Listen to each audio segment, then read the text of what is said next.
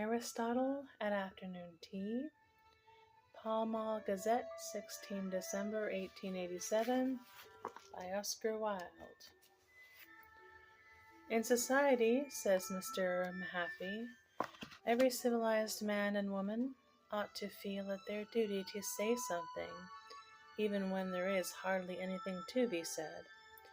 And in order to encourage this delightful art of brilliant chatter, he has published a social guide without which no debutante or dandy should ever dream of going out to dine.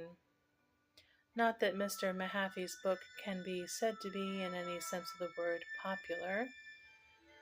In discussing this important subject of conversation, he has not merely followed the scientific method of Aristotle, which is perhaps excusable, but he has adopted the literary style of Aristotle, for which no excuse is possible.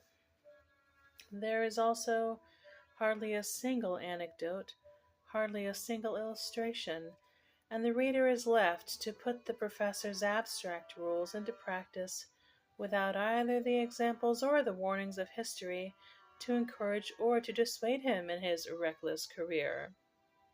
Still, the book can be warmly recommended to all who propose to substitute the vice of verbosity for the stupidity of silence.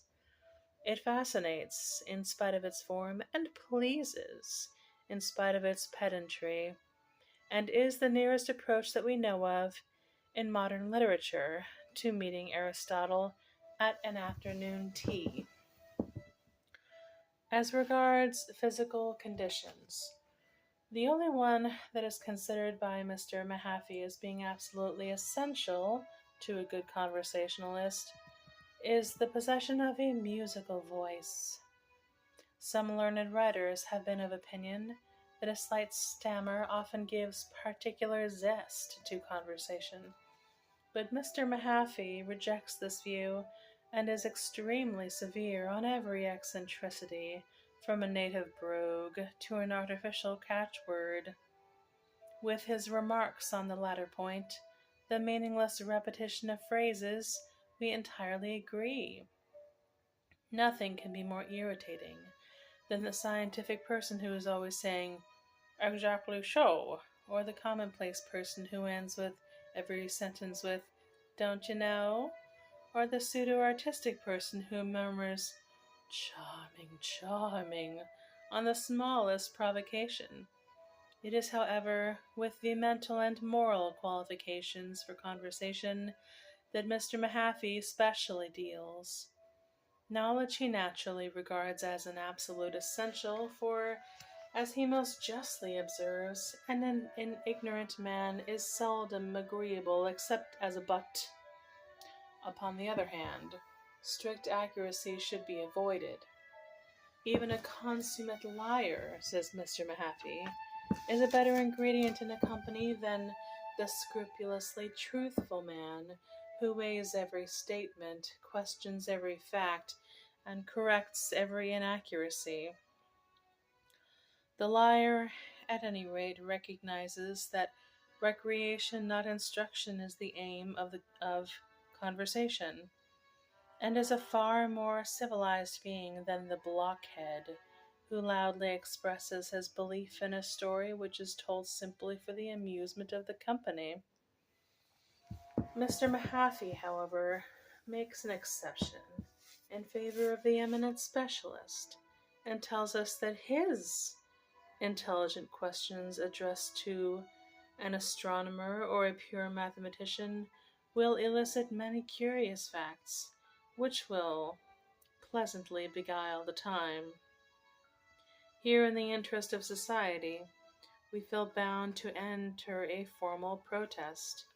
Nobody, even in the provinces, should ever be allowed to ask an intelligent question about pure mathematics across a dinner table.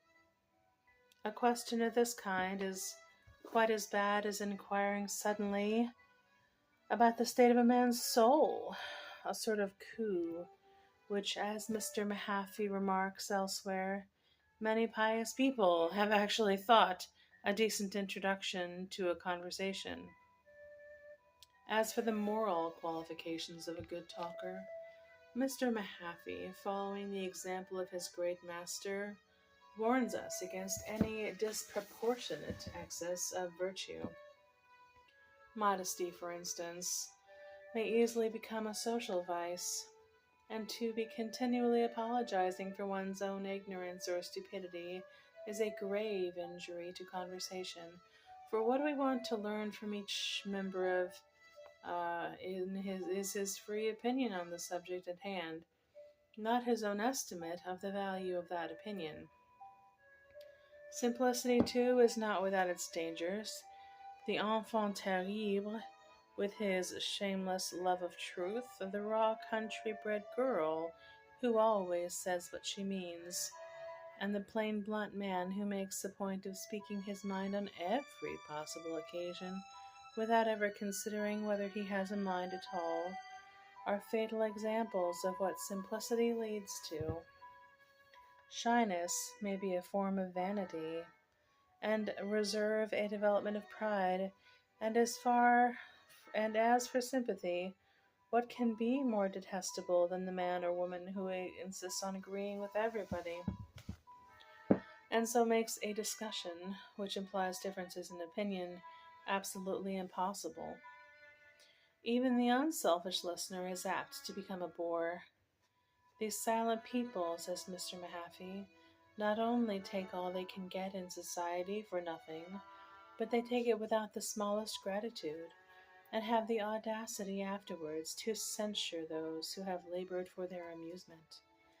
Tact, which is an exquisite sense of the symmetry of things, is, according to Mr. Mahaffy, the highest and best of all the moral conditions for conversation. The man of tact, he most wisely remarks, will instinctively avoid jokes about Bluebeard in the company of a woman who is a man's third wife. He will never be guilty of talking like a book, but will rather avoid too careful an attention to grammar and the rounding of periods. He will cultivate the art of graceful interruption so as to prevent a subject being worn threadbare by the aged or the inexperienced, and should he be desirous of telling a story, he will look round and consider each member of the party, and if there be a single stranger present, will forego the pleasure of anecdotage, rather than make the social mistake of hurting even one of the guests. As for prepared or premeditated art, Mr. Mahaffy has a great contempt for it, and tells us of a certain college don, let us hope not at Oxford or Cambridge, who always carried a jest book in his pocket, and had to refer to it when he wished to make a repartee. Great wits, too, are often very cruel, and great humorists often very vulgar, so it will be better to try and make a good conversation without any large help from these brilliant but dangerous gifts. In a tete-a-tete one should talk about persons, and in general society about things. The state of the weather is always an excusable exordium, but it is convenient to have a paradox or heresy on the subject always ready, so as to direct the conversation into other channels. Really, domestic people are almost invariably bad talkers, as their very virtues and home life have dulled their interest in outer things. The very best mothers will insist on chattering of their babies, and prattling about infant education. In fact, most women do not take sufficient interest in politics, just as most men are deficient in general reading. Still, anybody can be made to talk except the very obstinate, and even a commercial traveler may be drawn out and become quite interesting.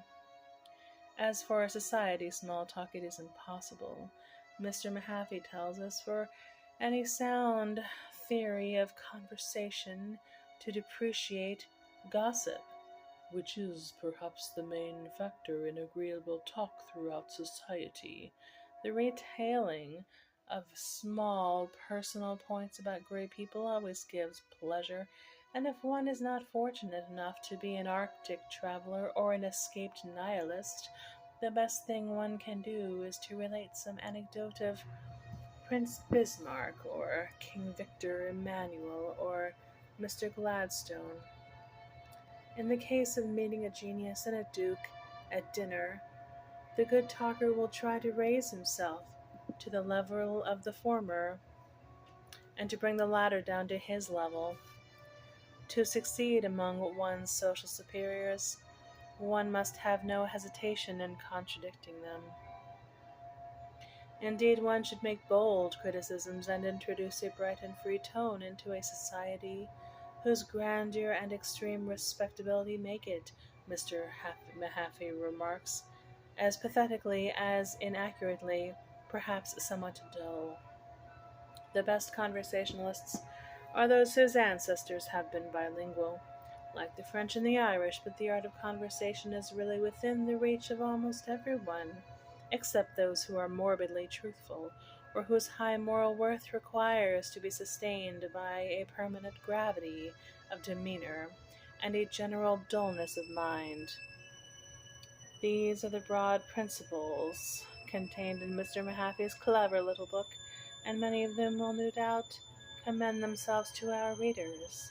The maxim, "If you find the company dull, blame yourself," seems to us somewhat optimistic, and we have no sympathy at all with the professional storyteller who is really great bore at a dinner table, but Mr. Mahaffy is quite right in insisting that no bright social intercourse is possible without equality, and it is no objection to his book to say that it will not teach people how to talk cleverly. It is not logic that makes men reasonable, not the science of ethics that makes men good, but it is always useful to analyze, to formularize, and to investigate. The only thing to be regretted in the volume is the arid and jejune character of the style. If Mr. Mahaffy would only write as he talks, his book would be much pleasanter reading. The Principles of the Art of Conversation, a Social Essay by J. P. Mahaffy, Macmillan and Company.